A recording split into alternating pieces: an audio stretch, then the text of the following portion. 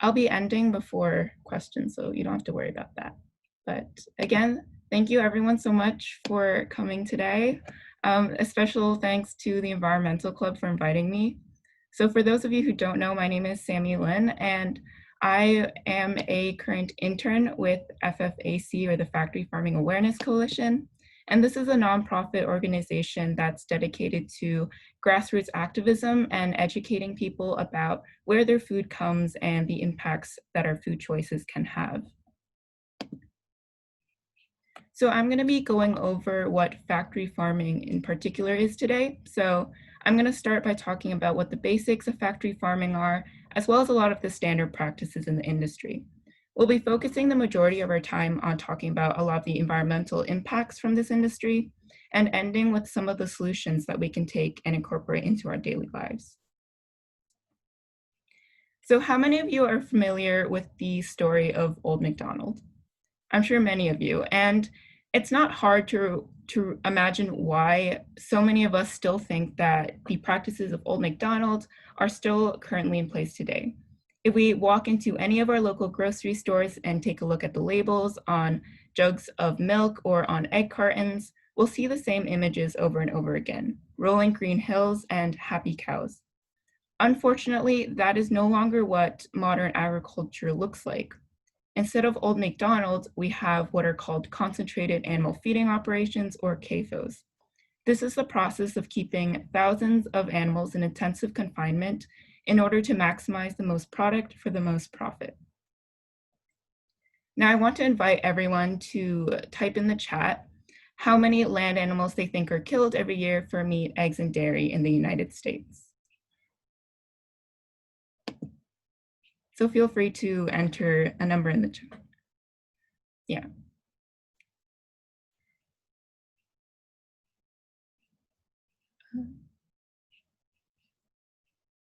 $2 million? Okay. 50 million, 200 million? Yeah, so the number actually is a lot bigger than a lot of you have guessed. It's actually 10 billion. So 10 billion land animals are killed for meat, eggs, and dairy every year in the United States. And to put this into perspective, this is about 285 animals killed per second, or 1 million animals per hour. Now I want you all to guess what percentage of those animals do you think are raised on factory farms?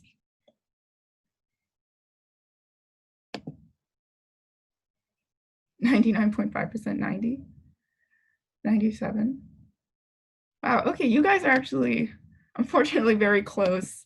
The number is actually 99%. So essentially all of the meat or dairy and eggs that we see in restaurants or in our school cafeterias, 99% of that is coming from factory farms. I'm going to talk about a lot of the standard practices on these farms now.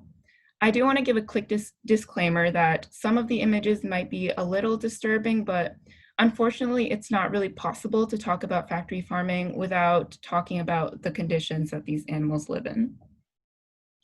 So in order to understand what the mindset of factory farming is, it helps to read this quote from the National Hog Farmer magazine, which says, "The breeding sow should be thought of and treated as a valuable piece of machinery whose function is to pump out baby pigs like a sausage machine."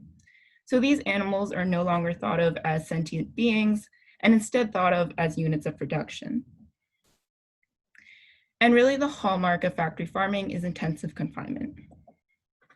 So if we take a look at this image here, we see a pregnant cow or a mother pig in what is called a Pharaoh cage. So this is a cage where the pig will not be able to stand up or even look at her piglets while she feeds them.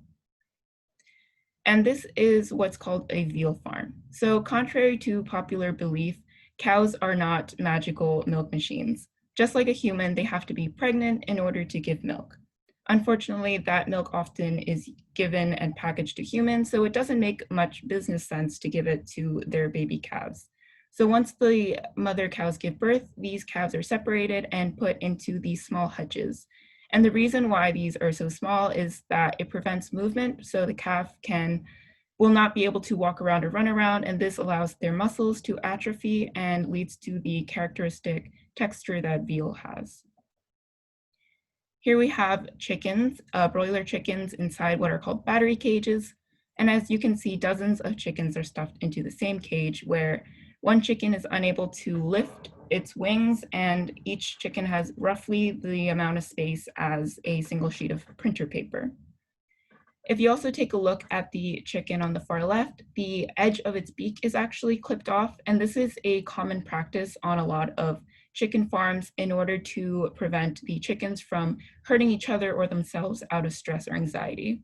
And this is actually a very painful process for the chickens, as the ends of their beaks have a lot of nerve endings, and this is often done without any sort of anesthetics. And these are turkeys in similarly confined conditions on a turkey farm. So now I'm going to talk about a lot of the labels on a lot of animal products in our grocery stores. So when people see the words cage-free, they often think that this is a more humane company that's raising chickens with better conditions. But the truth is, a lot of these labels actually are very loosely regulated or have very loose definitions that allows a lot of companies to get away with continuing really improper conditions for their animals. So as you can see from this image on the left, these chickens are technically not in cages, but they're still in industrial sheds and they can still be debeaked. The same goes for free range. So if you take a look at the quote on the left side of the slide, this is a quote from the inside of an egg carton from Judy's family farm.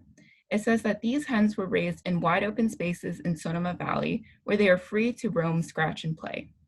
If you see the aerial photo on the right of Judy's family farm, you can see that there are no wide open spaces and there are no chickens playing outside.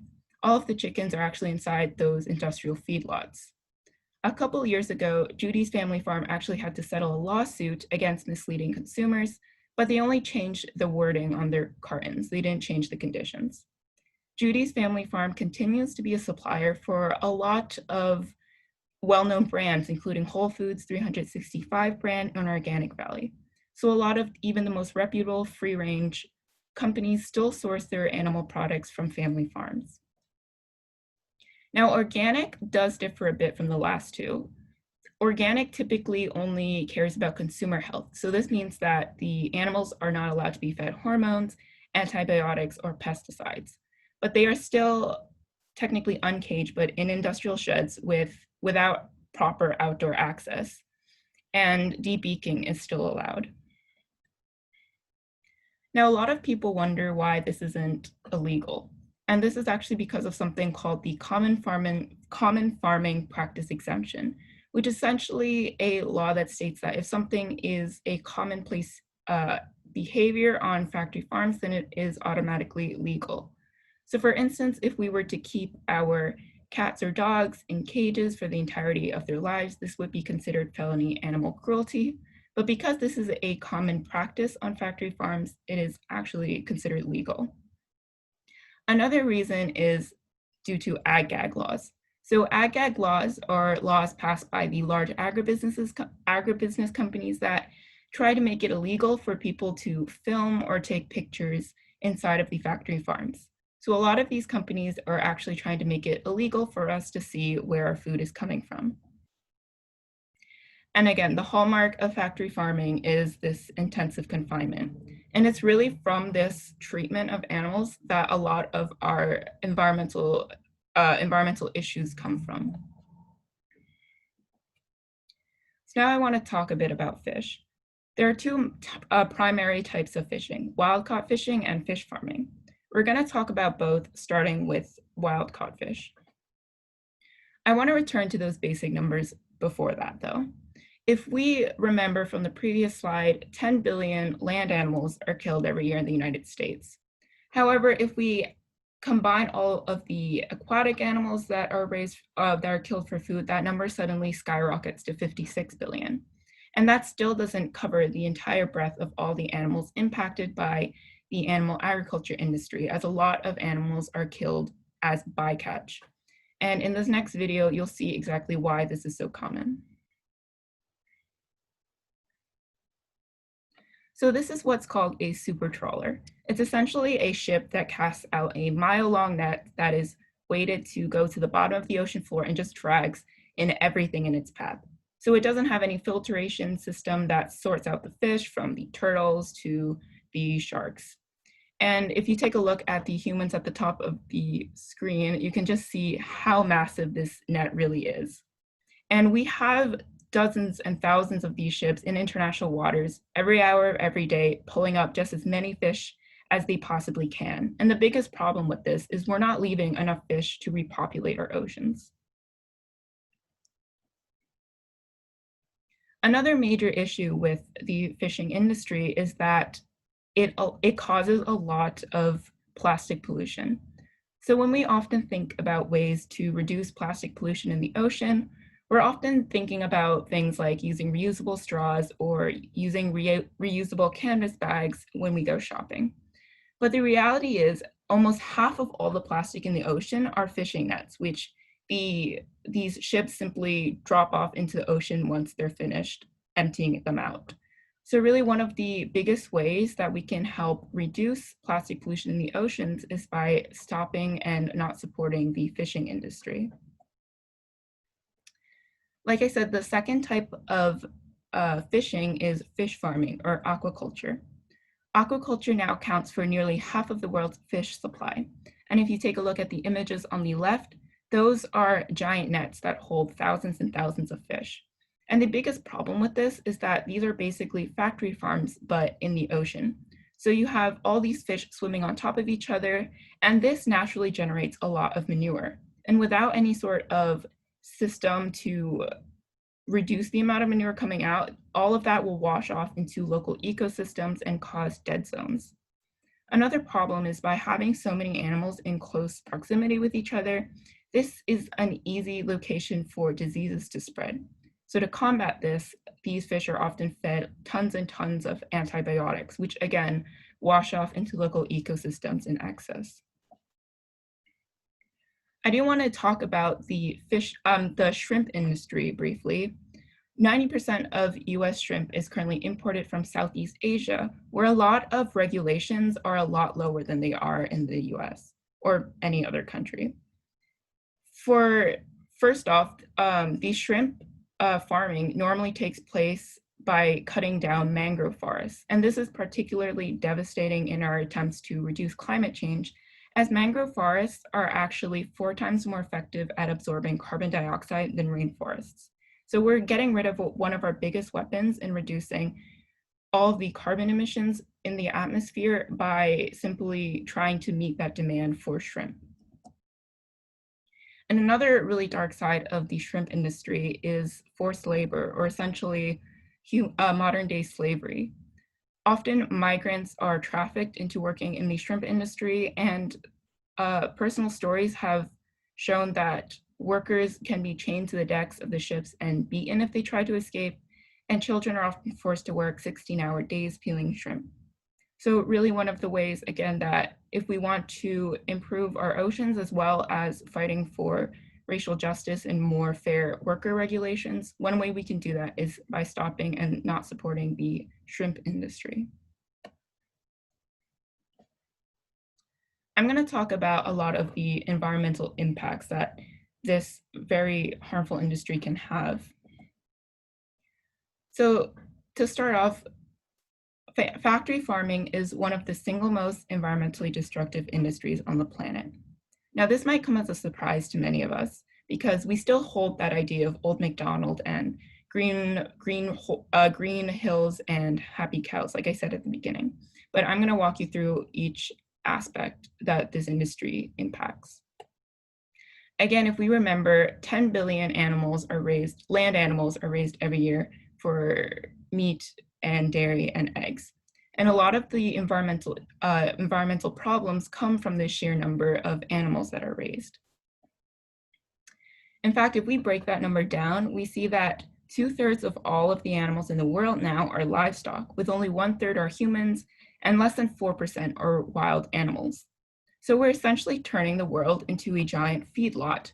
And the issue with this is that when we talk about overpopulation and worries about how to feed the growing population, the reality is that we have an overpopulation of livestock and not humans.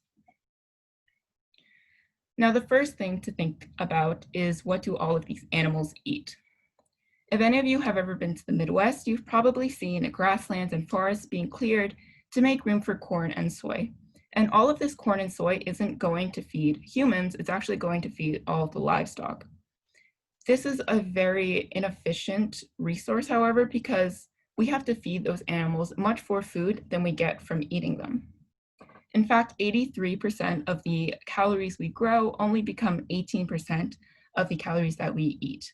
And this is because a lot of the calories that an animal gets are being used to simply keep the animal alive. For instance, a human can use anywhere between 20 to 60% the calories they intake just to maintain normal bodily function. So that can be maintaining metabolism, keeping our heart beating, growing skin, growing hair, all of that. The same goes for animals. And if we see from this graph from the World Resources Institute, if we feed an animal 100 units of feed input, if we eat an egg, that's only getting about 13 calories back. And if we eat beef, that's getting less than 3 calories back. So we can see we're really wasting a lot of food and a lot of land to grow that food and not getting much back in return. In fact, the Institute on the Environment at the University of Minnesota found that if everyone ate half as much meat, we could feed everyone on Earth today, plus an extra 2 billion people. So like I said, we often hear about how we're gonna wonder about how we're gonna feed the growing population. And the reality is we could actually feed all of those people and more if we ate more efficiently by eating lower on the food chain. Another major issue with factory farming or animal agriculture, as it's commonly known, is water usage. Now, again, when we often think about saving water, we often hear things like taking shorter showers or turning the tap off when we brush our teeth. But actually, factory farming is one of the most water-intensive industries in the world. So we take a look at this infographic from the University of North Carolina at Chapel Hill. It shows that just making one burger requires as much as 500 gallons of water. And to put that into perspective, that is about a month of showers. Now, I'm sure everyone around you would prefer that you take showers for a month instead of eating a burger or skipping a burger. So this really shows how realistic it can be to save water just by swapping a burger for a veggie burger one time. And the same goes for milk. If you switch 1 gallon of animal milk for maybe a gallon of plant milk one time during your grocery shopping, you'll be saving 500 gallons of water. Now, there's been a lot of articles about the water impact of almond milk. And a lot of people are kind of unsure about whether to support that industry given that it uses a lot of water. However, according to this infographic from the New York Times, it actually shows that across the board, from carbon emissions to land use to water use, all of the plant-based alternatives actually save more in all of these different categories than cow milk. So by choosing any plant-based alternative, you'll be doing a lot of good by saving on these resources. Of course, if you do want the lowest footprint possible, oat milk is a great alternative to think about. Another major problem with factory farming is land use. So I'm sure many of you have seen the articles about the fires across the Amazon rainforest in Brazil. And a lot of these fires were actually started by humans. So ranchers create forest fires in order to clear land for pastures or for more land to grow corn and soy. And the problem with this is that, for one, it's eliminating natural habitat and, again, rainforests, which are very valuable in combating climate change. But also, a lot of people often think that this might be necessary, as we think that free-range beef really is a better solution to, I guess, the factory farming that we've seen before. However, as this report from the Oxford University says, this is actually not the case.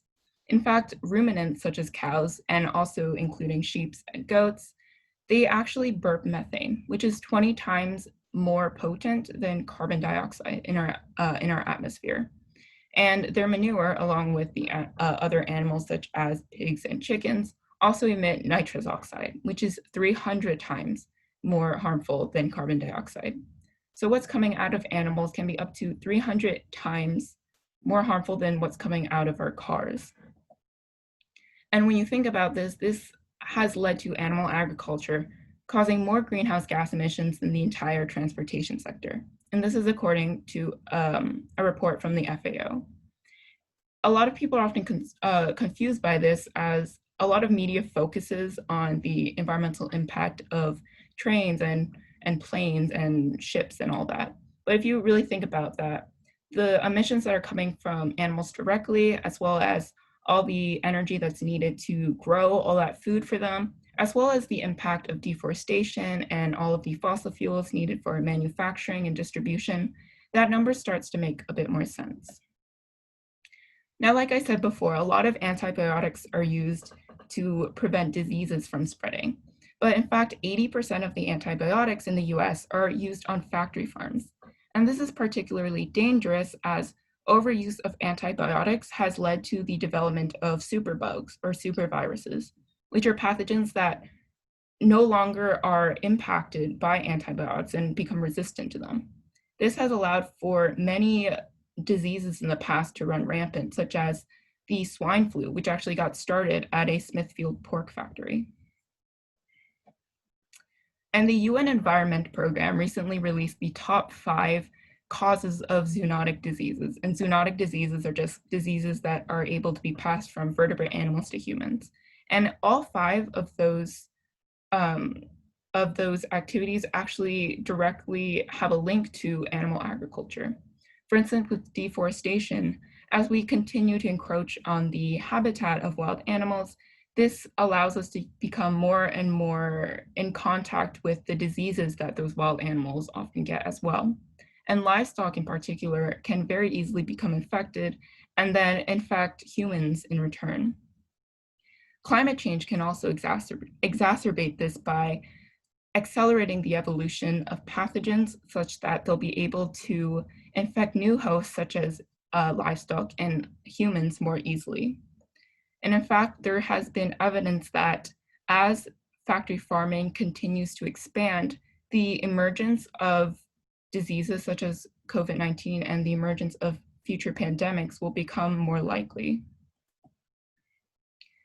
Now, all of that food, all of that water, all of the GMO crops and antibiotics, all of that gets fed to these animals and then comes out as waste.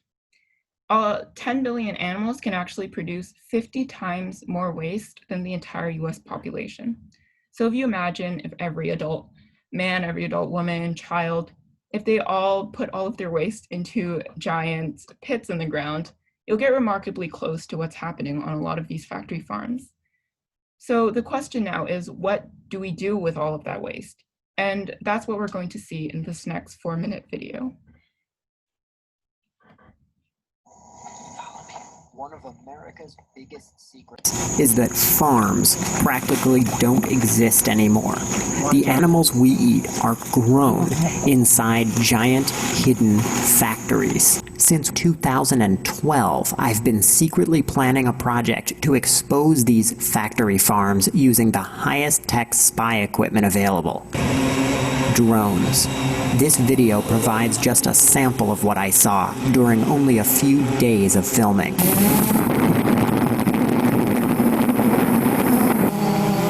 You're looking at a lake of toxic pig feces and urine, the size of 4 football fields.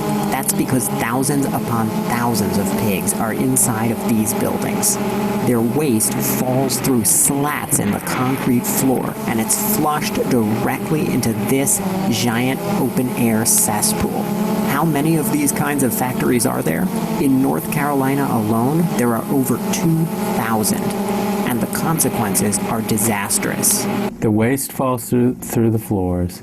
It's flushed out into an open pit, like a cesspool. It's easy for a big hog operation to have as much waste as a medium-sized city. Of course, the pit will fill up, so it has to be emptied, and they're emptied by spraying the liquid waste. Yes, you heard that right. If you're familiar with a garden sprayer, they're gigantic versions of that. So they're making droplets, fine mists out of this liquid waste, and that can drift downwind into the neighboring communities. I shut my hog operation down and I got out of it. And I just couldn't do another person that way to make them smell that. It is a cesspool that you put feces and urine in, a hole in the ground that you dump a toxic waste in. And I've seen dead hogs in them and stuff like that. People can't open their windows, they can't go outside. I've seen it. I've talked to the people. I've seen the little children that say, Mom and Daddy, why we got to smell this stuff? You get stories like, I can't hang my clothes out. Feces and urine odor comes by and attaches itself to your clothes. And then people will say, we're scared to invite neighbors. It can, I think, very correctly be called environmental racism or environmental injustice, that people of color, low-income people, bear the brunt of these practices. This is where they spray animal waste on us. It's about 8 feet from my mother's house. What is it like when the mist is? It's like, you think it's raining? Really? You think it's raining. We don't open the doors of the windows, but the odor still comes in. It takes your breath away. Then you start gagging, you get headaches. There are a number of studies of asthma and asthma symptoms, particularly in children near these facilities. Among adults, there are reports of several types of upper respiratory symptoms. These pollutants are affecting people's blood pressure. Who's responsible for all this? Smithfield Foods, specifically the subdivision Murphy Brown, which controls the factory farms shown in all of the drone footage in this video. Smithfield is by far the largest pork producer in the entire world. And inside these buildings, there is something else entirely. Pigs are really intelligent animals. They are more intelligent than dogs. They are more intelligent than cats. In the average pig barn, there could be hundreds, if not thousands of pigs crammed into this one sprawling indoor space. Their entire life is spent standing on concrete floors. Mother pigs are locked in metal cages so small that they literally cannot even turn around for months at a time. This is not a partisan issue. We are all opposed to children being made sick, to animals being abused, and to everyday people's lives being ruined by the stench of cesspools in their backyards. These thousands of lakes of toxic waste must be among the most bizarre and disturbing environmental phenomena that have ever confronted America. And they've been kept well hidden from the public for long enough.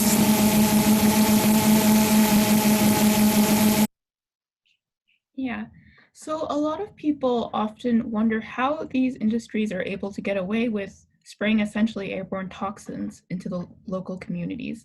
And this is because factory farms are actually exempt from the Clean Air Act, which was an act passed by the EPA that set regulations for what could be emitted by certain industries. In fact, it has been documented that the factory farming industries have been producing hydrogen sulfide and ammonia at levels 10 times higher than what would legally be allowed for other industries such as the gas and oil industry.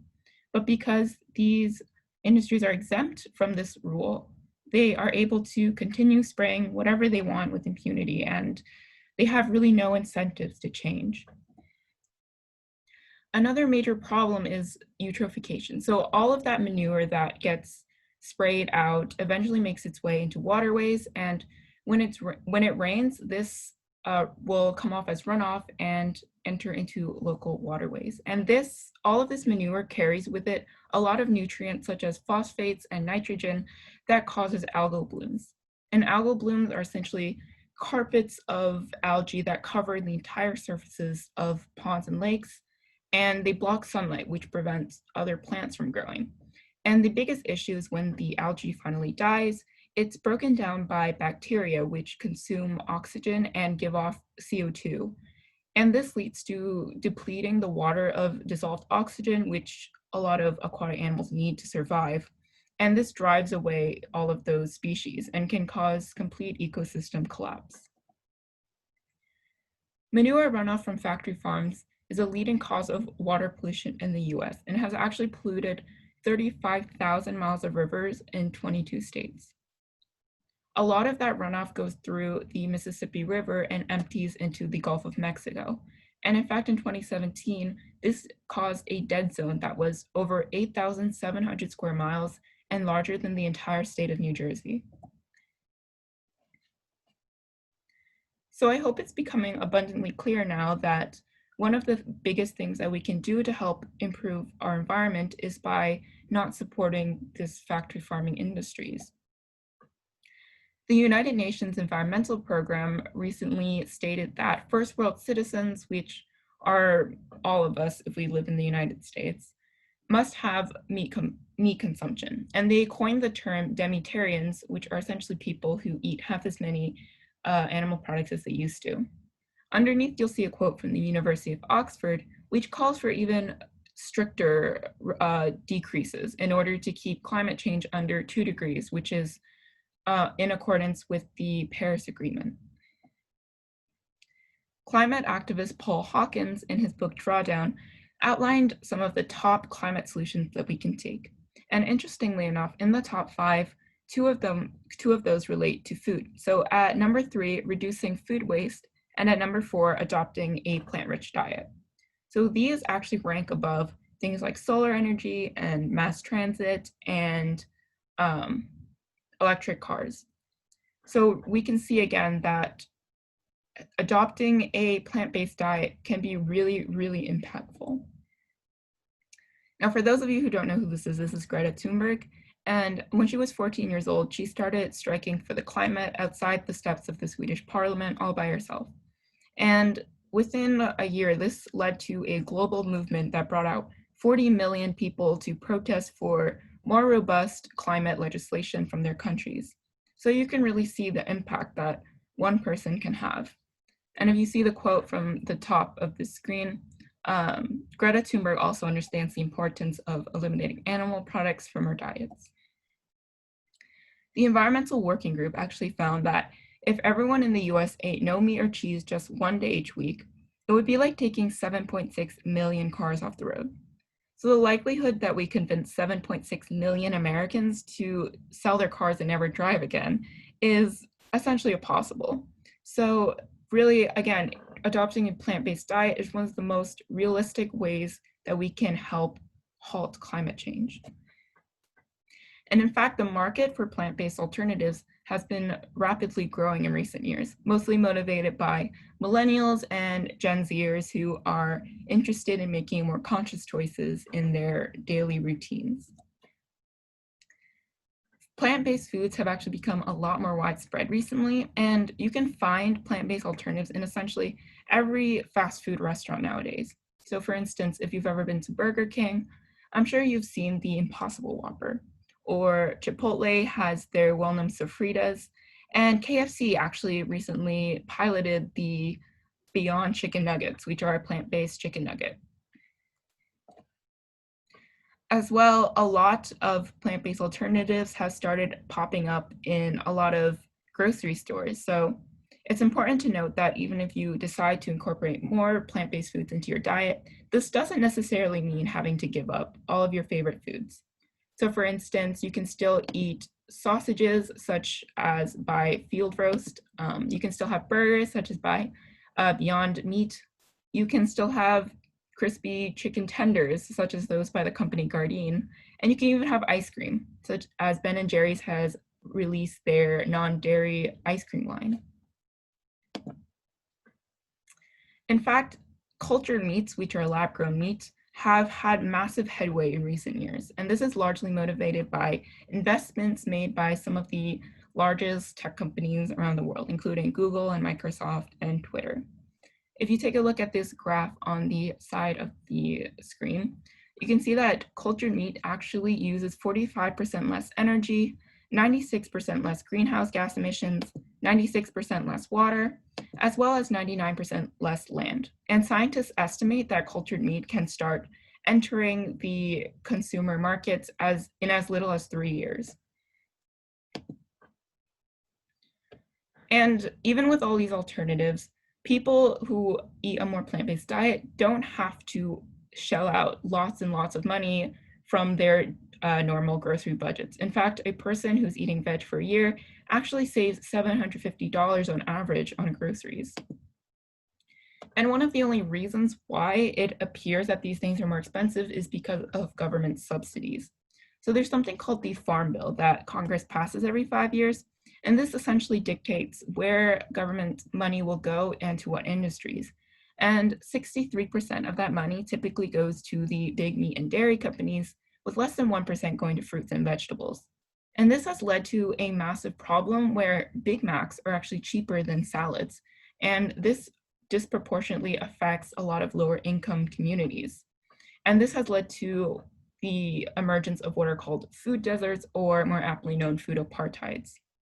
So one of the best things that we can do to help support these communities is by voting with our dollars and showing that there is a demand for plant-based foods. And this will help and make these foods more accessible across the entire world.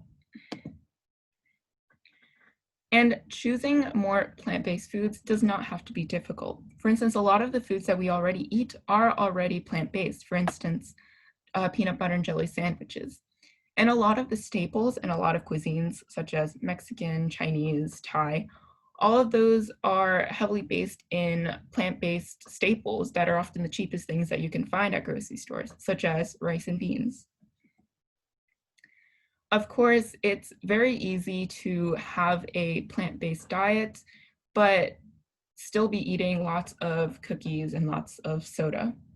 But actually, according to a 2010 report by the American Cancer Society, they found that 9 out of 10 American adults don't meet their daily recommended intake for vegetables.